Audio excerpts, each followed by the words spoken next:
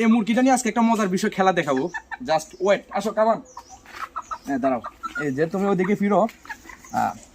ভিডিওতে যাতে সম্পূর্ণ মুরগির দুষ্টামি দেখা যায়। এই যে কামান,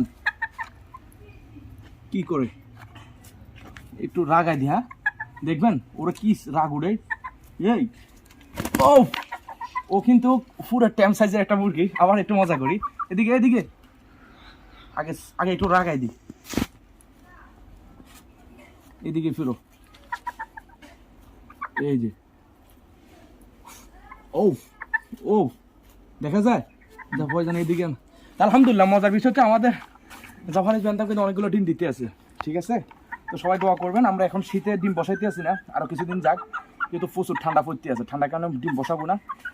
ওনার ওয়াইফ আমার খামারে যতগুলো আছে, ওনার হাজব্যান্ড দিয়ে মুহূর্তে আমার সাথে ব্যস্ত দুষ্টামি করার জন্য, কিন্তু ওনারা কিন্তু বারবার আওয়াজ করতে আছে যে উনি কোথায়, ওনাকে ছাড়া ওনারা হয়তো ভালো সময় কাটতে আছে না।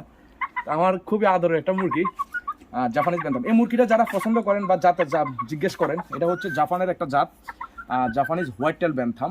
কারা কারা এটা পালন করেন বা কার কাছে আছে জানাবেন অবশ্যই। খুবই একটা দারুণ একটা মুরগি। এই দেখেন কি করে, ওর কতটা রাগ। পুরুষ মানুষ মানে জিনিসটা বোঝেন তো, এমনি নাকি যে 2-3 বউ সামলায় এমনি রাগের কারণে। এই যে দেখেন, এই যে খুব সুন্দর লাগে। মুরগিটা দেখাও, ক্যামেরা এখান থেকে আনি, জাস্ট মুরগিটা দেখাও ও কেমন, একটু দূরের থেকে, যাতে মুরগিটা সুন্দরভাবে দেখা যায় রাগ বৈশিষ্ট্যগুলো। দেখেন মাথাটা কি করতে আছে।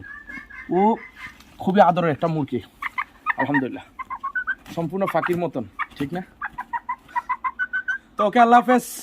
মাশাআল্লাহ বলতে ভুলবেন না, কারণ বর্তমানে মানুষের নজর লাগে, নজরের কারণে মুরগির ক্ষতি হয়। যারা যারা ভিডিও দেখছেন, যদি আমার সাথে কোনো মন মালিন্য থাকে, হিংসা থাকে, রাগ থাকে, তারপরেও মাশাআল্লাহ বলবে না, জাস্ট ফানির উদ্দেশ্যে। ওকে, আসসালামু আলাইকুম রহমতুল্লাহ।